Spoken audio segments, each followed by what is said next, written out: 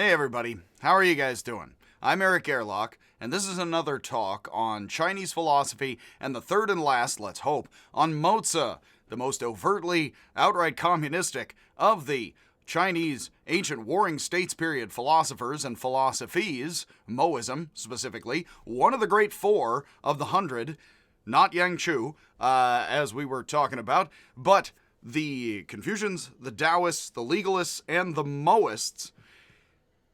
And Mozi, the original Moist, of course. Hey, buddy. I got here. Got a loving guy. He was just scooting past. One must tame the tiger, as the Taoists say. And then the tiger, if you just give them bits at a time and not too much, will treat you as one of their own. Especially if you take the coffee away, So, they just want to sniff it, I hope. So, we are going to move on here. Please watch my other two talks. That is the tiger hitting the floor. I know where the bodies are buried. We have talked about Mozi and his basic concepts twice here for about an hour and a half plus. So I am going to get into the different sections of the Mozi. I give people free online readings linked online. They're not the best translations, but it's free. It's online. You can get it on your phone. It's amazing. So the standard, though, is the Burton Watson is the trusted old standard. That is M-O space T-Z-U instead of M-O-Z-I, which is both pronounced Mozi. The M-O space T-Z-U is the old Wade Giles pre-80s and 50s for us and the Chinese, respectively. But it is now the M-O-Z-I, but you will often find it and perhaps find it free online as M-O space T-Z-U. So we're going to get into some of the passages here. These are effectively essays that Mozi is arguing about, and then there were other, this is like Sun Tzu, who is writing, Mozi is writing his own text. He is writing essays as a Confucian, post-Confucian for him, also legalistic and legalist much for Sun Tzu. That Mozi is going to write several essays here, and we're going to talk about several of the essays that are collected together in the Mozi, the work. So these could all be called separate works, separate books, separate essays. Really, to say it's an essay or a book or a collection of books, of course, texts were plenty shorter at the time and were in general all over the world, especially in such ancient times, in BCE, back in the ancient day, everywhere.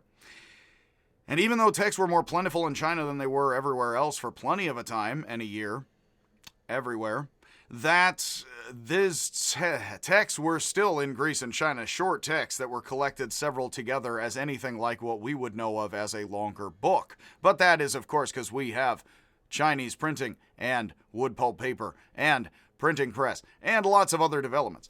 Now I come to you paper-free. So yes, just like your local supermarket or what have you. So in the section Honoring the Worthy, the essay book piece, Honoring the Worthy, and like Sun Tzu again, don't think that Western thought people argue coherently and logically. In other cultures, they don't. That is something I'm constantly teaching against, because it is very strange how people think, in the West people argue for things. In Hawaii or in China, they just throw sticks up into the air and just make things up. No, that is a very serious prejudice, which continuously since the 70s, plenty of people have been slowly fighting, especially since the 60s and 70s, saying, around here anyway, and in California, saying, it's not really that you do or don't find Amazonians or anybody coherently arguing as best they can. You just may think some of their points are way off, of course. But Mozi is going to give us several argumentative essays here, several pieces, whether or not they are works, essays, or what. And so the first one is Honoring the Worthy, is the title. In this piece, Mozi argues that the way to lead a people to prosperity and out of poverty is to employ and promote the best people. This is meritocracy, Confucianism, and he is a post-Confucian, one can call it. Somebody into Confucius and then over it a bit. Interestingly, Mozi later argues for them more than the unworthy. Mozi later argues, I'm sorry, I screwed that up completely. Interestingly, he argues that it is improper to take better care. I skipped a whole line. Improper to take better care of the worthy or to care for them more than the unworthy, he argues in the work, and he claims that Confucians, who also believe in meritocracy, make this mistake. Mozi cites the example of the sage Emperor Yao selecting Shun as his successor to show that this was the practice of the great ancient patriarchs. Now that is interesting and worthy of pausing on. I don't actually have this right in the notes, but I do rant about this in the lectures. So interestingly enough, Mozi is arguing that Confucians say that we should love others as we love ourselves more so, which is true.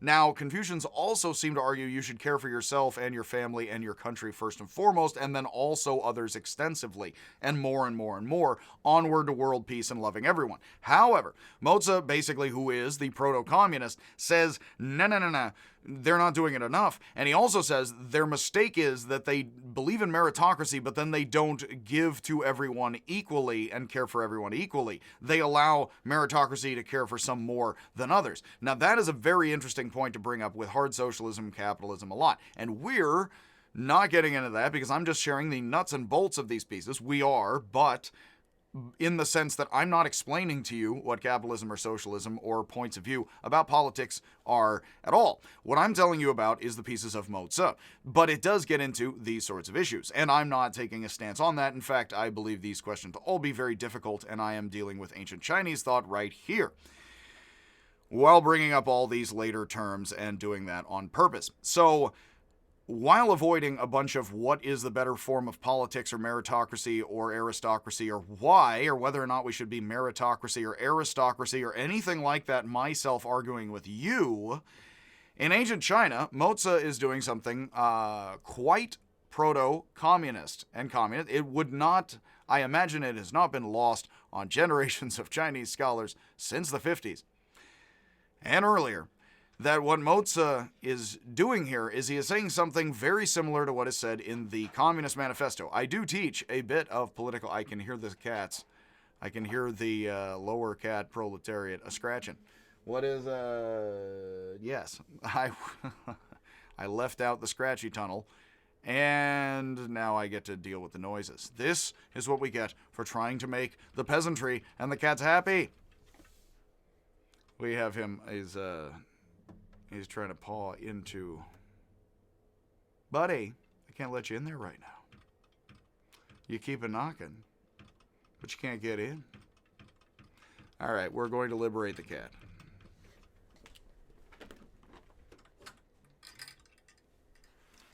Well, he ran away, but to heck with it. And again, my apology for the unprofessional pantaloons. But, all of that aside, much happiness.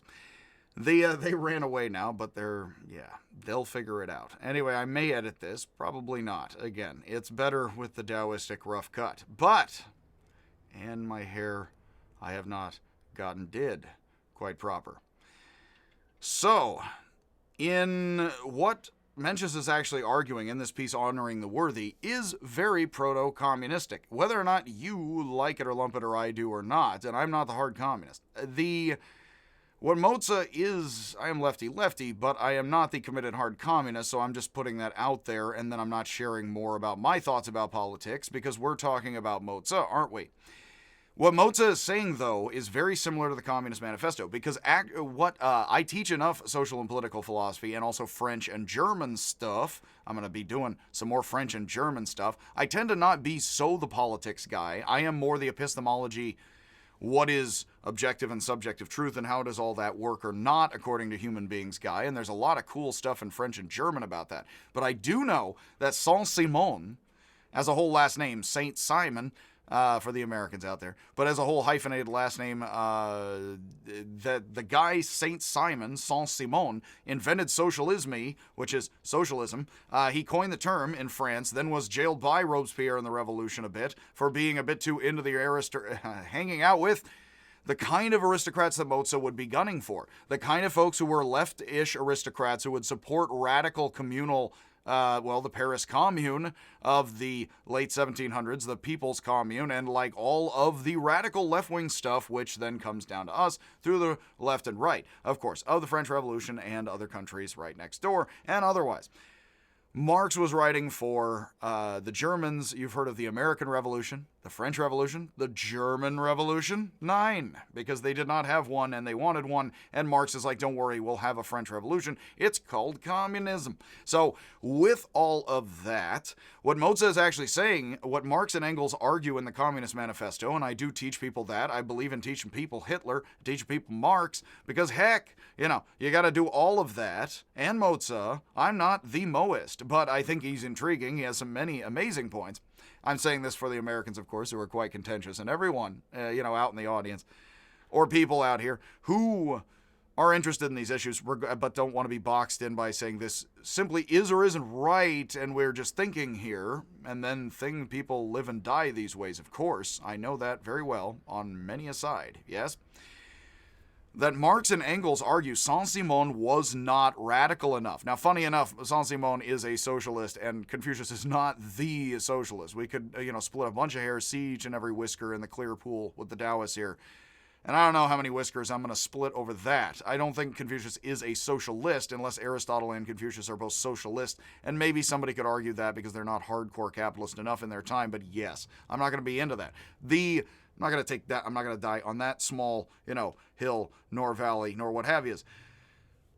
But what Marx and Engels actually say is exactly what Mozi says here about the Confucians, oddly enough. The thing is, they say, Saint-Simon says his meritocracy, his classic socialism, isn't radical enough communism because, what they say, and this is very mixed up, don't please think, this politician is simply right or wrong with this.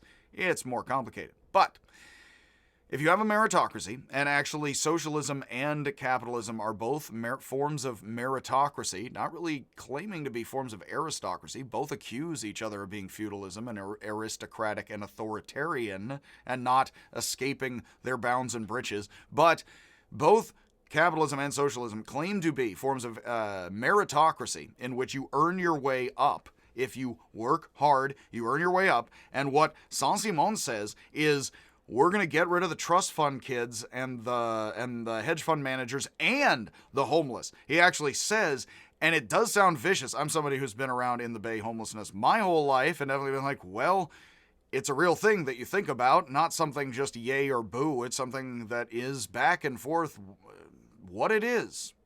Don't want to say wonderful and terrible. It is, the Irish call the homeless the nearly dead. But with the complexities of things, let's say that there are homeless people who do not work, Reagan, of course, is not my favorite politician. Mozi is not my favorite Chinese philosopher. Mozi is not Reagan, however. He's far from the Reaganite, although he would believe in things strangely trickling around, but, of course, up and down and all of that, most egalitarian-wise, so not the Reaganite.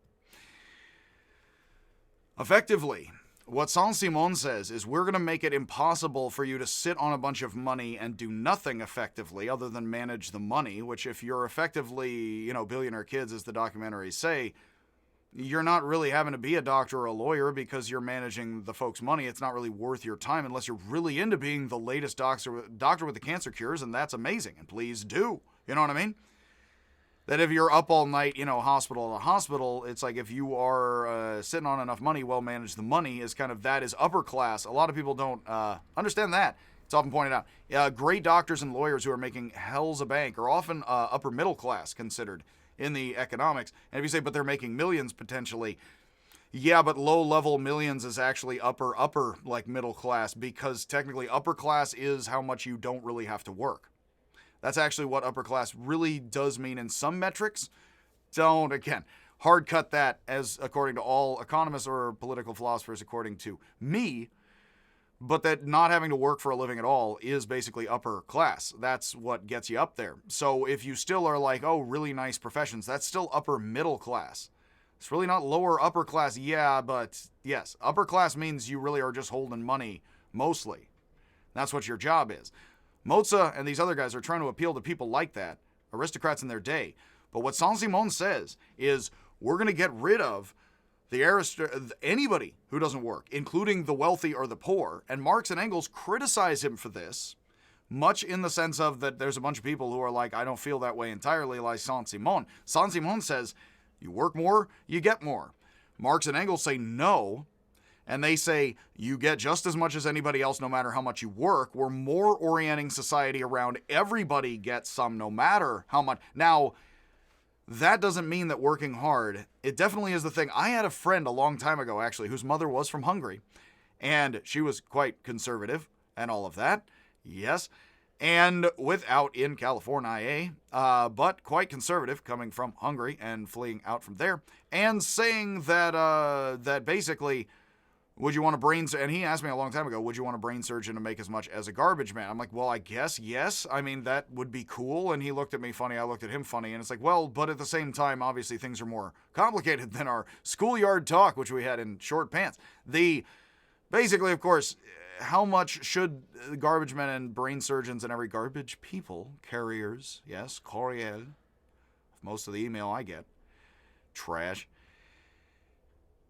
is that with all of that, I mean the French, yes, I'm being bigoted, that essentially Saint-Simon is saying remove the upper and the lower who do not work. You work more, you get more. Marx and Engels say no, you get plenty no matter if you can or can't work, because we can do that. Part of Marxism is actually based on, and it's interesting to consider, this isn't explicitly in Mozi, Master Mo, or Moism in China, I don't think. But it does make, it's more Tang and Song specifically. Song Dynasty China is starting to get really in pre-industrialized, pre-early modernity Europe, with its inventions, technologies, and things in China, to the east, to the Middle East, to the west, with a lot of it. That Marxists basically base a lot of the argument in the Communist Manifesto, at least, there's plenty of arguments to be had, that we make enough now, we crank out so much that everybody can have enough now. That's actually very basic to even capitalist ideas, plenty. Of course, you'll hear that in mouths of capitalists and socialists and communists and a bunch of people. We make so much now that anybody could have plenty. That is something that Marx and Engels say in industrializing post-French Revolution Saint-Simon time.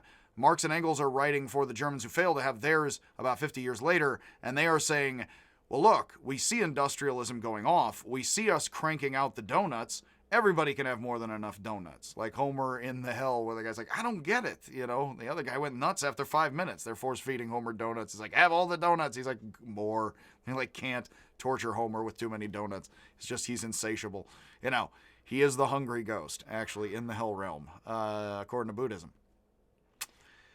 Marx and Engels basically here argue like Mozi, oddly, is my point, and then I will conclude, because I've already ranted a little about this, but it is, again, in detail, kind of fascinating to bring it up and then mention, no, that's actually the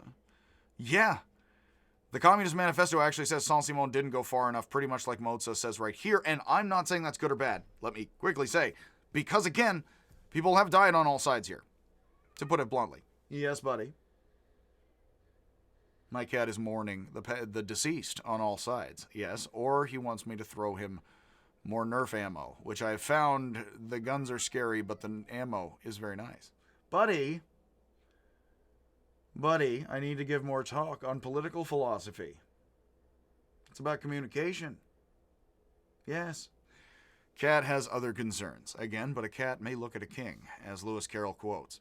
So, yes, it is very interesting and odd that we have here, and also, just before we leave this piece, not only is Mozi arguing that the Confucians do not take meritocracy far enough, they make the mistake of not saying everybody should have an excellent or simple government meal altogether and government funeral, and then that's good, and we keep it all nice and simple. But he also says the military generals who came up, Yao and Shun, the ancient sage kings who came up in the military as generals who proved themselves worthy, not honor-born alone. Probably these guys were, I would actually have to look it up, although they're legendary, so of ancient times. They probably may be favored sons, but they also proved their worth and got up in the ranks by meritocracy, also unmentioned here. Some aristocracy, plenty, I'm sure, maybe not. So Yao and Shun, anyone can be a Yao or a Shun according to Sun Tzu, who's arguing with these folks at this time, calling them idiots, I'm sure. Buddy, Although he'd have weird intersections with Mozi. My cat is going nuts. Buddy, come here. Buddy, I can't play right now. Buddy, you're going nuts. All right. So, that is honoring the worthy and annoying my cats. Honoring the cats, annoying the worthy. Again, as Confucius himself said, you have to piss off the wicked. Otherwise, what fun is any of this? So, nothing, as Tristan Sara says, the Dada Manifesto, the early modern manifesto writer for the early modern art movement of Dada, says, there's nothing more delightful than to confuse and upset people. Mozi, hopefully for good, you know? I must, as Bart Simpson says, I must use these powers to annoy. So it is interesting, though, that this is all militaristic. And yeah, actually in the military, you not only have military's kind of communistic, yeah, and then you prove your meritocracy radically, and all of that is as communist or fascist as you want it to be or not, plenty, or aristocratic or egalitarian, isn't it? I mean, all I'm saying is there's a strange intersection here in Mozi pointing to the Sage Kings and saying they were radical communist and into feeding everybody the simple government meal and simple government funeral.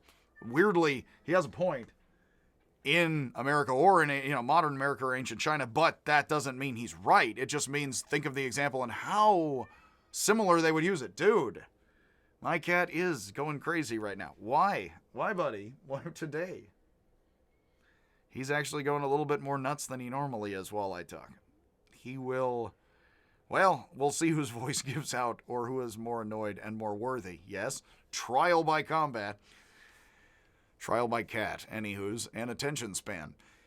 So that is the honoring the worthy. So in another piece, identifying with one's superior. Now, the Confucians are not only good with the golden rule and the silver rule and the sides of the coin. Hold a moment. Here's a culprit. Pardon my pantaloons again. What is it, buddy? Do you need to say hello?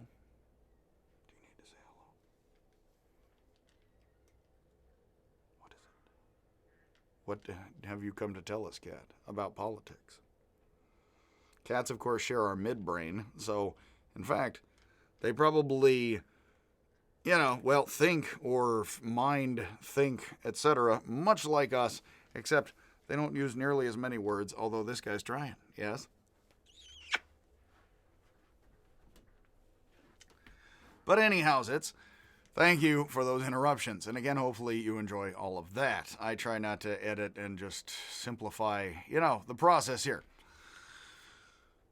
So, in the section identifying with one's superior, and since the Confucians are good at the golden and silver rules, and specifically saying treat your boss the way you want your subordinate to treat you, and treat your subordinate the way you want your boss to treat you, identifying with one's superior is already laid out there in Confucianism for you. See the earlier videos on Confucius. Excuse me, that was most improper. Mozi says that before there were laws and culture in prehistoric times, here again we have philosophers wondering about cave people and how they started civilization, which you find in Britain later, much later, 2,000 years or so. Everyone had different views and the world was a brutal place without regard for family or anyone other than the self. This is Hobbes and Freud, very much. Civilization occurred, Mozi argues. This is very Sun Tzu as well. We've already just had that. This is, again, they would agree a lot. And I will officially clear my throat. Civilization occurred when people subjected themselves to rulers and their laws. It sounds legalist in Sun Tzu.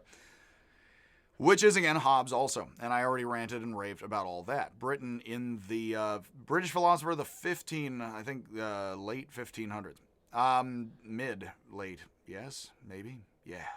Mozi says, like Hobbes, that one must subject one's own will and decisions to that of one's superior, which again is not really upward checks and balances again. In fact, Hobbes says the king gets to kill you, so does the police department, qualified immunity. And then along comes a guy named Locke who says there's checks and balances upward rather than just downward, as mentioned. And actually, there's checks and balances downward. And everybody agrees to that. That's what authority is. So very much, anyway. And then checks and balances upward is what checks and balances, according to Locke, are. So You should submit to your superior, very Confucius, but unlike Hobbes and Confucius, Mozi argues that if one superior is wrong, they should be told by subordinates.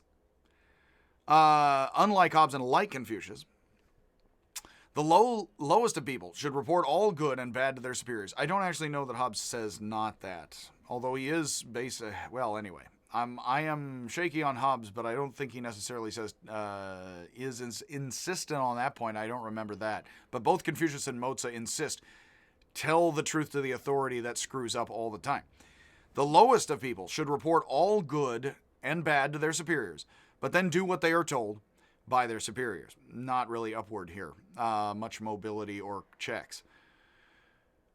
Mozi argues that the Lord of Heaven, the highest God, will support the good and dethrone the bad, naturally creating a just society. In spite of the fact that Mozi believes in radical and non-traditional reforms, though Mozi argues that they were the ways of the sage kings, he is critical of Confucianism and Confucius for supporting rebellions against unjust rulers, which is weird. Again here, Mozi has a very mixed, weird position in some ways. He's starkly clear in some ways. He then also likes ancestor spirit worship, thinks the Confucians slack on that in that they worship, I guess, aristocratic spirits and things more than just common ghosts and spirits and folk traditions.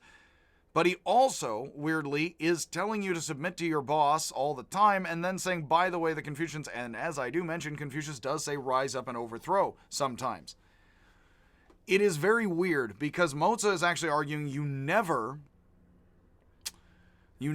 and he says in Against Offensive Warfare, you're not supposed to commit offensive warfare, but he seems to be saying, so therefore don't attack your boss ever, but then he has to also answer, as Sun Tzu also has problems with, how did the Sage Kings get here if what you're saying is true, and we're supposed to be following the ways of the ancient Sage Kings? How did they not go to war and inflict that on people? That seems like they committed offensive warfare, doesn't it? He says, no, that was actually, they were just mending divisions and things were sort of primordially, I guess, kind of adamantically unified, and then they had to go around and repair what was the fallen order of the cosmos. And if you get that in there, then yes, you kind of have a Sun Tzu-like solution. That it's always the Department of Defense, of course, as the department, I believe, was renamed in the 70s. Here, it's not the military or, well, it's not the Department of War or the Department of Offense. It's the Department of Defense. That's very Mozi. Well, no, you see, when the Sage Kings went to war and they unified ancient China, and we have the Zhou, who people like plenty, that's actually because they were not only very proto-communist like me, but they were all, I mean, Mozi, not Mimi, but they, like the memes, the teenagers exchange. That a ruler can sort of use war as punishment and stuff, but if it's defensive, so then he puts himself in a place where he's basically arguing defensively you can use offensive warfare. Well, that's actually extended police actions, the sort that the United States and other countries have been engaging in, which kind of means you're just always defensively doing whenever you do offensive engagement. Buddy, I love you. I gotta give the talk. I open the door for him. Of course, he wants a bunch of play. Sweetheart, I can't play right now. He is speaking truth to power, though. I will give him that. I do have to finish this stuff, though. And again, we actually have a bit of the notes, and we've already taken the half hour. So let's get back here to the notes. I don't want to have to stretch this out into 4 talks. That will be a little bit cumbersome. So in the section Universal Love, Mozi begins by stating that the good person seeks to promote what is good and reduce what is harmful, identical again to utilitarianism of John Stuart Mill, and again a lot of more utilitarian and socialistic thought that follows and is around that. He argues that the greatest harm is powerful states, Mozi does, and families attacking weak states and families, and the strong oppressing the weak. All this comes about not by love, but by hate, not by universality, caring about the whole, but by partiality, caring about part of the whole as opposed to another part. I covered this in another talk, but this is where in Universal Love he makes this argument. Partiality must be therefore replaced with universality, Mozi argues. Mozi uses the example of a flood to counter a flood, fighting water with water, or putting out a fire with another flame, fighting fire with fire. fighter. I said fighting fire with fighter a bit. Fighting fire with fire. Now, funny enough, without getting into it, I actually have a book on Chinese fire and water warfare that I've been wanting to read, and I have not. And I read the beginning, of course, which means I've read it. Yes, that's it. I've read it a bit, so I've read it. Again, as the Chinese grammarian logicians say, a wheel doesn't touch the ground because all the time 99% of it doesn't. So therefore, read one piece of it, and therefore I read it. Some of it. A little. I didn't really read it. So with all of that, there's a ton of good water with fire, fighting fire with water, water with water, fire with fire. That's very yin-yang, and there's a bunch of amazing Chinese stuff about elemental, basic stuff like you find in Hawaii and ancient Greece and India and everywhere, with the totem pole of the elements, Kundalini style in India and everything. And the Chinese know a bunch about fighting fire with water, water with fire, innovating weapons with fire and water weapons. And Mozi is here saying you can't really fight water with water or fire with fire, which is funny because you sort of can in ways, but let's just leave that out and say Mozi and the ancient Chinese know about specifically and talk about fighting fire with water and water with fire. And he's saying you can't fight water with water and fire with fire, you jerks. You can't fight partiality with partiality. You cannot fight other nationalists with nationalism. You have to fight nationalism with internationalism, which again makes him plenty the outright proto-communist here. Internationalist and versus the partiality. Which again is Aristotle to Plato, yada yada, is the Mozi to Confucius, and etc. As already mentioned. The only way, he argues, to defeat partiality is through universality, such as the way to fight fire is with water. If rulers and people, in fact, fire is very much tense and energy. Water is scary, but also is calm and a calming thing a lot. Tension is action, calm is resolution to action. So actually, the way to fight fire is with water is a good image because, of course, it says if it's with fire, I mean, fire could burn bright and that's resolving and that it's burning bright. And it could overcome the flood, which is dangerous. You could have an alternate metaphor oppositely, but fighting fire with water means that you're putting out the tension and resolving in the flood and the love and the blood and the heart and the world peace outward, according to the Confucianism. It's not the only one could use. It fits well.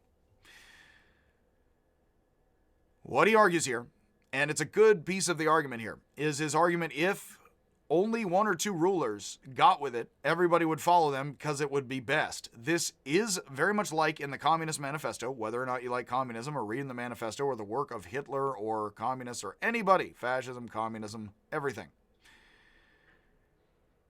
If you, not to just equate the two and be like, they're just the same, or anything like that, but just like on all sides of the political spectrum in all sorts of ways, is that Marx and Engels argue somewhere, they actually say in the preface to the Russian edition, which Americans definitely get in their editions of now the Communist Manifesto you can read, the original preface that is the Americans at least print and say was struck from the Soviet one, I don't think is hard to say.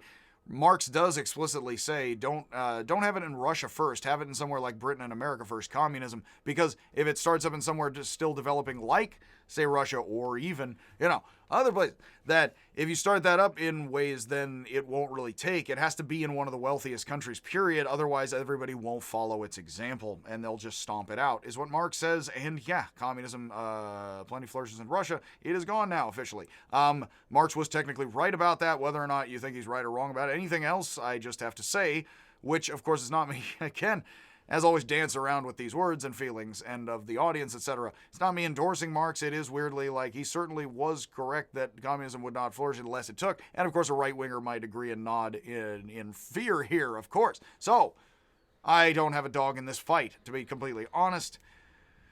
Yes, again, I'm not trying to be hardlining in politics like that. I am, again, thinking about Mozi here. So the only way, though, he says, again, notice, is that if you want something like the gang warfare to stop on the local level, it is civilization the whole world over. For gang warfare on the local level, the blood feuds resolved by Muhammad becomes the greater empire. So the local feud is resolved by the larger feud, and then do we have to have perpetual war to keep us all in our places? One might wonder. Well, there's a bit of, without ruining the end of The Watchmen. In the end of The Watchmen, the ending, which I will not ruin for you, suggests that you would always have to at least have something like a noble lie enemy out there, because if you don't have an enemy out there, people will not coalesce. It unfortunately does also remind me of Star Trek, where there's world peace and bad microwaved British food, and then you have to find weird, somewhat ethnic, somewhat four-headed aliens to kind of hominids, bro-hominid, to fight somehow, because once you have peace, it's boring and it's sweet. It's Switzerland, and the teenagers all want to leave because it's boring. As the Sex Pistols guy from the version of the biography I saw is like, he's standing on a car, a Mini or whatever, stomps with the Doc Martens down on the trunk, jumps onto the street. It's boring. It's all boring. So, yeah, the only way to fight, to get real boring here and douse all the fire here and become Switzerland and become nice and safe and happy, and bored to tears, is to douse all the fire with water, let's say. I say with my silly words. And so, what Marx and Engels argue is that if we just see wealthy countries do this, then everybody will be communist. It'll work. It'll be great. So, what Mozi argues here is, he says many in his own time would be skeptical of what he is saying. He argues, but if everybody helps others with their talents, cares about others, and receives goods from society equally, it will create the most prosperous society. Mozi argues this can be put into practice, or even he would be critical. He's like, even I know this sounds hard, but it is doable. We naturally trust, he says, I mentioned this point before, the universal person. I stopped one of the talks, I think the first Mozi talk right here. We naturally trust the universal person, the loving person, with our family and possessions more than the partial person. Do we trust the banker or political leader who's ruthless or is more totally nice and honest? It's a question, actually, but I'll leave it there as one, as I did before. Mozi uses the example of a man going to war who would rather trust his family to the loving universal person rather than the partial man. Therefore, we naturally love and trust the universal ruler more than the particular ruler. Here again, notice human reasoning. The Hawaiians have it. Everybody has it. This is one of the reasons why I don't ever want to be perceived as anti-science. It always bugs me that people think logic is particularly science or culture, when in fact, I am plenty well aware people in sort of conspiratorial denial of lots of technology or conspiracy theory people are not ringing all the bells here. But at the same time, you see the human logic the whole world over, and it doesn't, with modern science, do anything completely, perfectly awesome, but you do see human reasoning the whole world over. Here again, in the writings of Mozi, you have a very clear example of a human being arguing their damnedest for things you and I may or may not think are true. At least, hopefully, if you accept that, you may or may not. I can easily see many people, but this man isn't logical here. Fine. Of course, hopefully you understand where this is human argument. It's very powerful. He doesn't know everything, neither do you or I. But he is actually saying that he says even he would be critical. He's arguing very persuasively, again, and using a lot of common human moves we would make, and then whether or not we find him convincing as a matter of human argument and logic, of course, is a thing. Or are the questions. But again, I just pause here to say it is human reasoning and logic, and it really drives me nuts when people are like, well, science is or the Greeks, or science is where real arguing happens. Please don't think that, and please try to see a little bit and feel a little bit beyond that. Regardless of how you think science is being implemented or whether or not and I don't think science would be a bunch of lies. I don't know. That would be like ladders in the medieval world being lies. I don't know what the heck that would be. Go try to explain to medieval people again how anything could be lies or not. But I am getting sidetracked because I love to talk about Mozi, Sun Tzu, and how they are rational, logical people who say a lot of things I don't believe in ancient China. Mozi argues that if we care about our parents, caring about others as we care about our parents would be the best way to take care of our parents. If you put everybody in the nice nursing home, your parents are in the nice nursing home. So the best way to care for your parents is to care for everyone's parents as you care for your parents. Put them all in the nice state-funded nursing home, is Mozi's argument. As others would care about parents and provide for them. Mozi mentions critics have replied that universal love in a universal society is as, and his critics are funny, and he is awesome for mentioning it, is as impossible, this is all as nuts, as picking up Mount Tai, the large sacred mountain of China, and leaping over a river with it. Mozi responds that the ancient sage kings, I believe this is Mount Tiantai. I am bad with the Chinese geography and all of that, but yes, cultural context. Mozi responds that the ancient sage kings practice universal love, proving it is possible. Of course, this again, they were in the military, therefore they're communists, according to him, in a sense. Whether or not the Sage Kings did love everyone equally, or everyone in the military, yeesh, it may be problematic to insist that their subjects all joined them and then now we live that way, or the Zhou did. Someday I will go to the mountain there and walk up the steps. I got a couple of good photos of that. There is, though, another problem with this view that Mencius mentions, and it is very good that he is mentioning problems. It's good for your papers, if you're writing me papers, unsolicited comments, online, etc., that he is considering several problems and bringing up and anticipating objections. That's always useful. Not everything you always want to do each minute. If you only have a minute, bring up the objections. But it's always useful if you have the time to bring up objections to your argument and then handle those, because that's good arguing. We do, in fact, see people naturally loving their own more than their neighbor. Mozi has to argue, why would China be so screwed up in his time he needs this radical solution if everybody naturally does this, buddy? Well, he knows that you're going to say that, so he says that, and he steps in front of the bullet here. Just as we do see people trusting partial rulers, why then, as I ended the first video very much, I believe, why would he argue this? And he says, I know, it's weird, huh? He says there are no fools in the world like this entirely.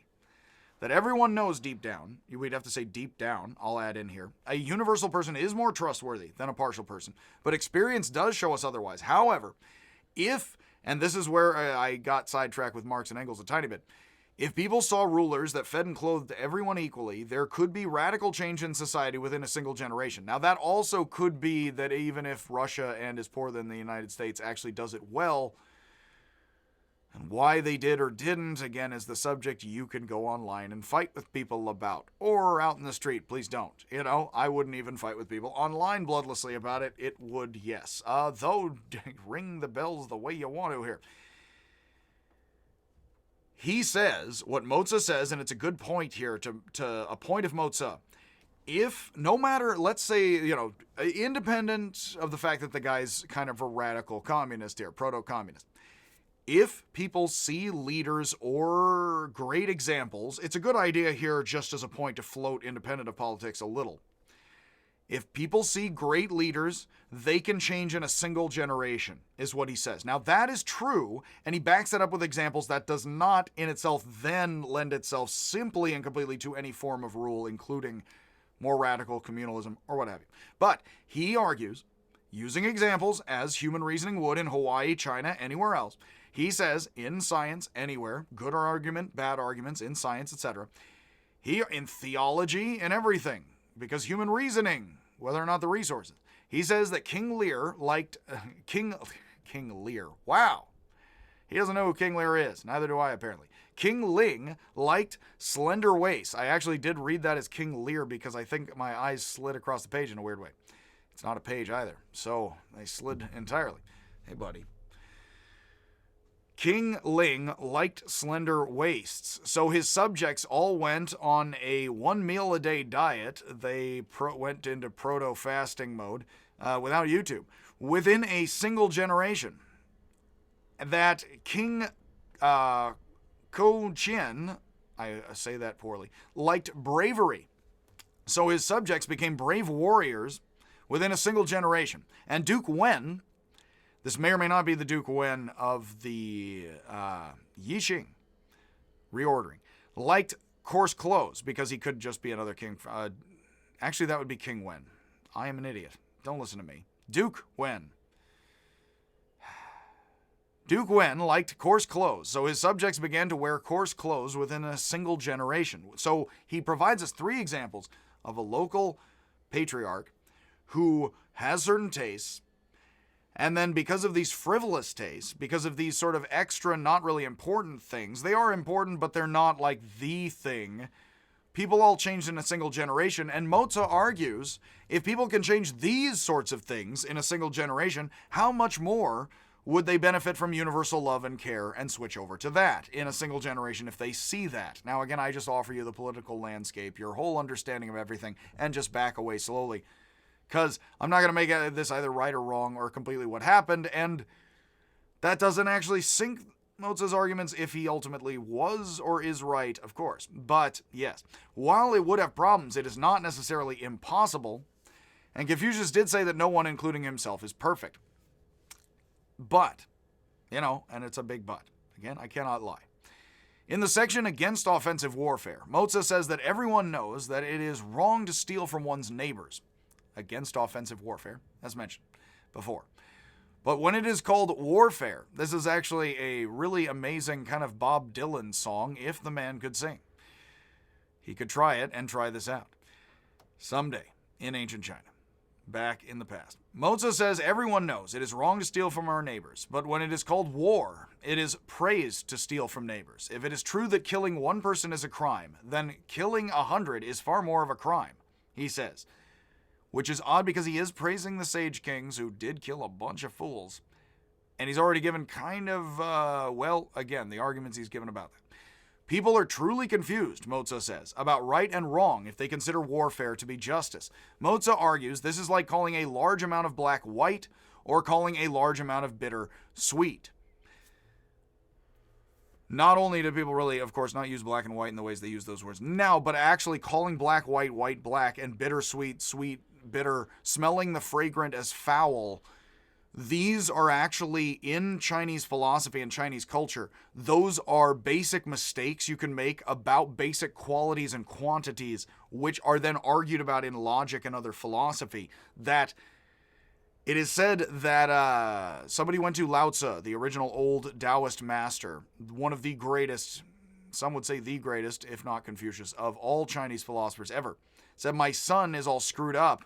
He sees white as black and black as white, and he smells the fragrant as foul, and vice versa, of the vinegar and, the sweet and what have yous." And Lao Tzu says, the whole world is just as crazy as your son. Keep your money. You're fine. Is what he tells him is the hilarious. Now, that's a Taoist story. That's not a Mozi story at all. But that's very much Lao Tzu being like, no, the world's insane. Insanity is all part of it. Your son's just merely, in a maybe a possibly amazingly useful way. He's like, he doesn't actually say if he can heal the sun. That's kind of terrible and terrifying. But the Taoists are using these very things. And Mozi's like, that's like calling yes, no, and no, yes. And saying red is blue and blue is red. And right is wrong. Dogs and cats living together. Funny enough, these same examples are used by other Chinese philosophers. And again, we can think lots of things about it without me pausing here to try to hammer out, so did they use it exactly the same? Who cares? These expressions, though, and examples are used not only as expressions, but concrete examples for thinking about, do we objectively see red or not? And I like Wittgenstein. I will talk about that at some point. So, for the, I'll have the lectures out on that. Not for the East Asian class, but this is a lecture for many different classes, etc.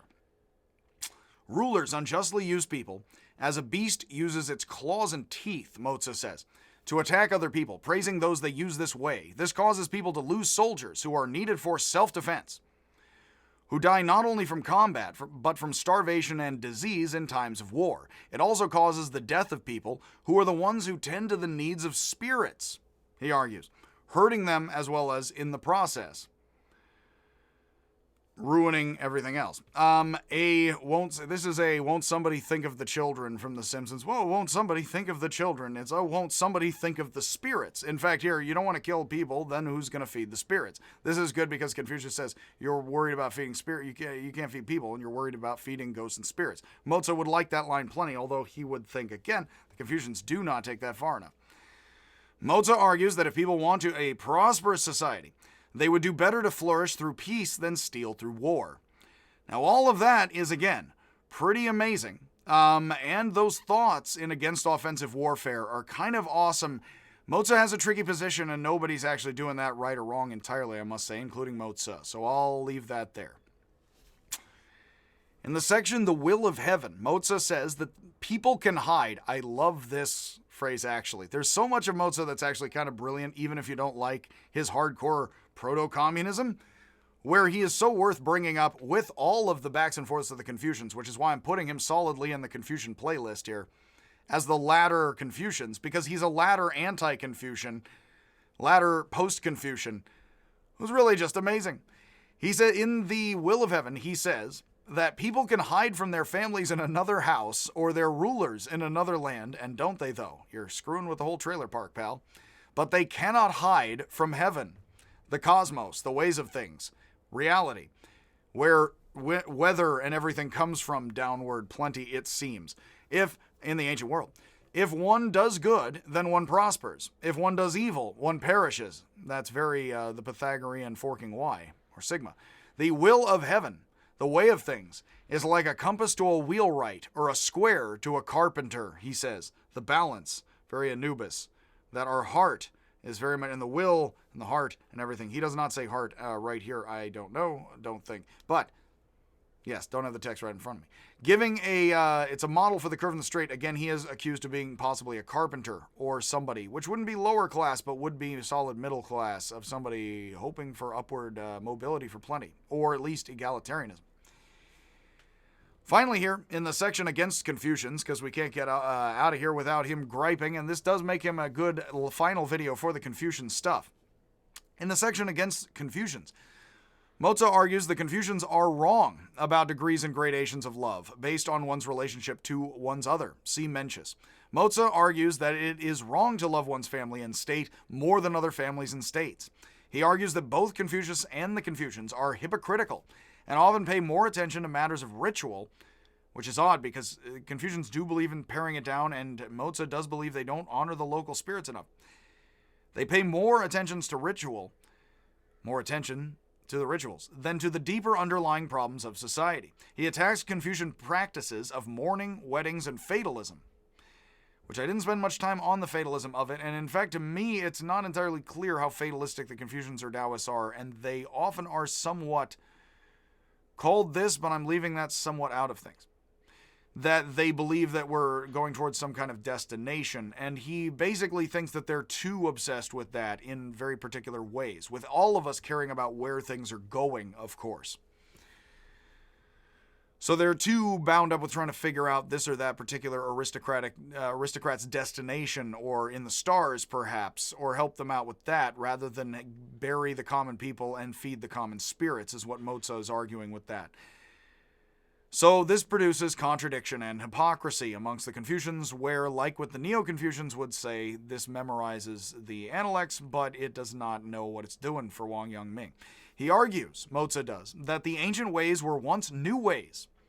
So why should we honor the ancient heroes and sage kings for invention, innovation, or change by sticking to the old ways? That's a great point of argument.